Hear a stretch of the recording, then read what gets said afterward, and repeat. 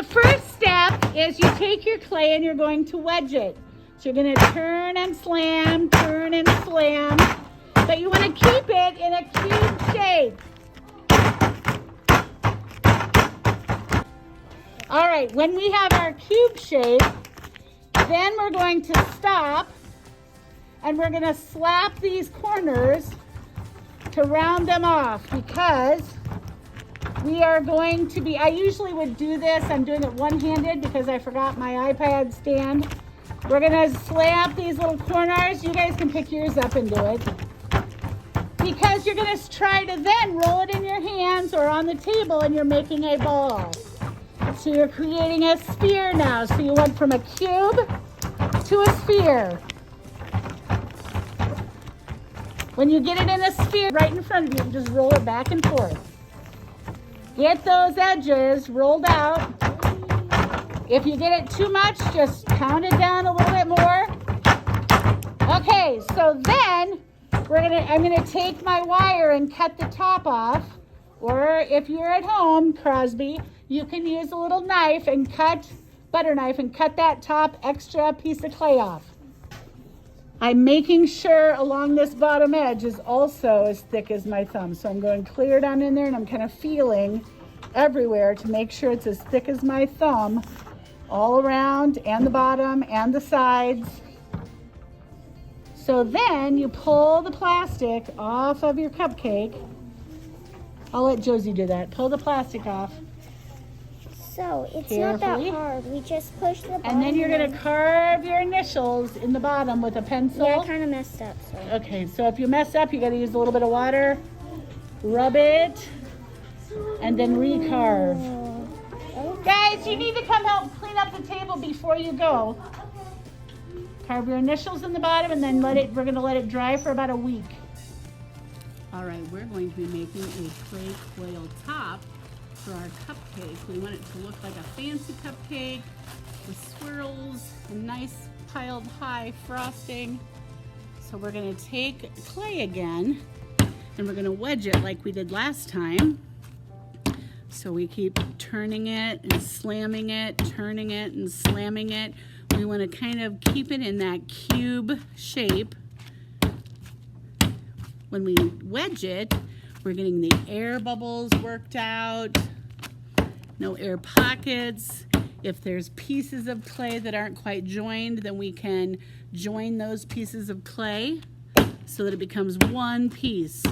And sometimes that is the overall goal with any clay project, is when you're joining it or creating it, you want it to look like it's one continuous piece of clay. And that will give you a nice piece that will not be blowing apart, breaking, coming apart anywhere. So we have this pretty well wedged, and we are seeing this cube shape.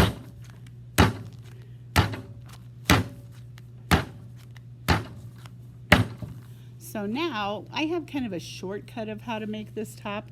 Usually we would slowly pound it down and roll it out, but I think this works a little bit better and faster. This year we've kind of done this where I take the clay and I kind of pound it down on one side, then turn it, pound it down on another side, and turn it.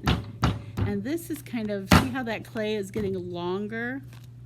And that's kind of what we want to do, because it makes making that clay coil a little bit faster and easier to get to.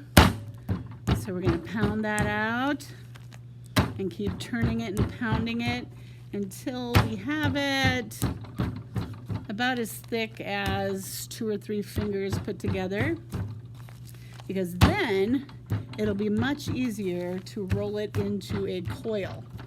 See, and sometimes I even take it like this and then I squeeze it all the way up, trying to keep it uniform. That means all about the same size all the way up. So we're kind of making it into almost a rope before we roll it into that coil. And this helps to get that uniform size. We don't want to roll the edges off. So now we can make it smoother, and it's a lot faster and easier to make that clay coil. And we want to keep going, because anytime we're making clay, we want to keep the thickness of the clay about as thick as our thumb not too much bigger. We definitely don't want it to be too much smaller because it gets too thin, then it's brittle and can fall apart or break easily. If we keep it about the thickness of your thumb, that will make it nice and sturdy. So I want to roll this until the whole coil is about as thick as my thumb, maybe a little bit thicker than that thumb, to make one long clay coil that's pretty consistent. I just kind of look it over. This spot's getting a little thin, but I want to roll it so that I don't have those finger marks in it so much. That's rolling it kind of gets it to be a little bit smoother. Okay, this piece is kind of breaking off, so I'm just going to lay it there. Now I'm going to start, now I'm going to roll this a little bit more. Now I'm going to start coiling it up. So when we make this, I kind of tell people to think about an ice cream cone. You go to an ice cream shop and they have soft serve, and it kind of curves up in a spiral and gets smaller as it goes up. If it doesn't, it kind of falls off your cone. Okay, so now we have this coil that we're going to start. And usually we get our cupcake out and we look at it to see how big it is, but right now we're just going to do it like this. We want to kind of see how big that clay cupcake is going to be, and then we can kind of score it right where that clay is going to touch each other. And I get a wet finger, kind of get that nice and wet, and I am going to use a tool to kind of smooth that on so you can't tell where that starts and the other one stops. And this will give us a nice sturdy base for our coils. And then I'm going to take this coil and kind of pull it up and wrap it up and around to start that kind of ice cream thing that we were talking about of that cone. And we just kind of curl it and coil it. And if we get some cracks, that's okay. We can smooth it out with a wet finger later. And then if we want to go all the way up here like that, we can, or if we want to stop it about here, that looks about right. So then these coils are kind of loose. So we're going to come back and we're going to score the tops of the coils. And we're just kind of doing that with a tool to kind of scratch up that surface. Sometimes I use a wet toothbrush too. That works really well. And I'm going to also score the underside of that coil, so where those two pieces of clay meet, they're going to have that scratched up surface. Let's see if I have a toothbrush in here. Right, here's one. So sometimes I get this toothbrush wet, and then I just kind of scrub right on top of where I have those scores carved in, and that gets it nice and wet and kind of gets that done. So I'm going to put that on there. I'm just going to smooth it out a little bit because we're going to do something more with that in a minute. And then that next layer, same thing. I'm going to score where those clay pieces are going to touch.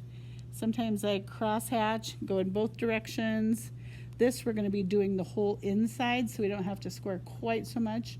But if we weren't going to be smoothing that inside out, I would definitely cross hatch. And then I'm going to put my brush back in the water, and I'm going to brush right where those clay pieces are going to touch each other, underside, top side, and then I'm going to lay that on there, and I can kind of squish it and push it a little bit to make it work.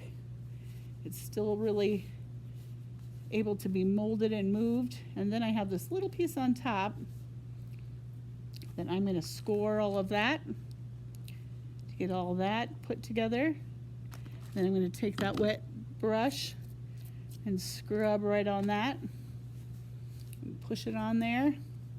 So now I can tap that down a little. I've got kind of that ice cream cone top thing going on, and anywhere I have some cracking or some of that scoring showing up, I can smooth that out. But I don't want to lose those coil marks because you want it to still have that impression of that cupcake topper that kind of looks like an ice cream cone top.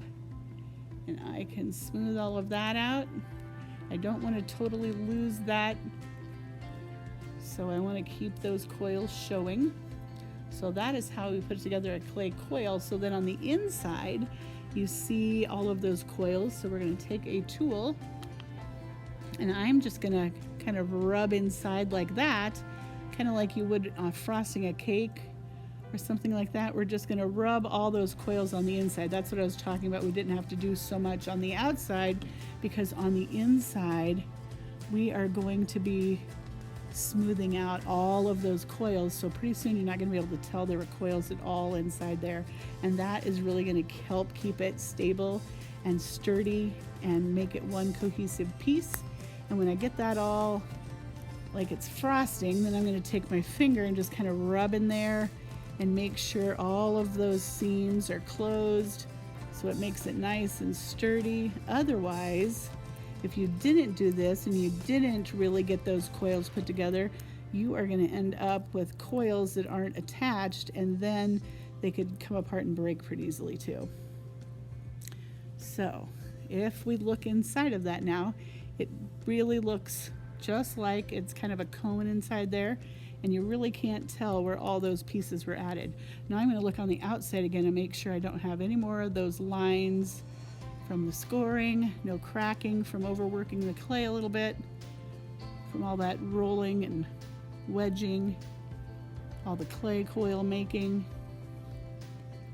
So I'm just going to smooth that out. We can always sand it a little bit after we're ready for it to be fired, or after it's fired we can still sand it if we still have some rough areas. But I just kind of smooth it out with my finger, and then I just kind of want to pull it together a little bit more. And I think we're about done. So the next thing we do is I kind of tap it just a little bit so that it makes this a little bit flatter so it'll sit on your cupcake better. Then I take an old pencil and I'm just going to carve a name right in here, and then it's going to go on the shelf to dry for about a week. So good luck with that, and if you have any questions, let me know.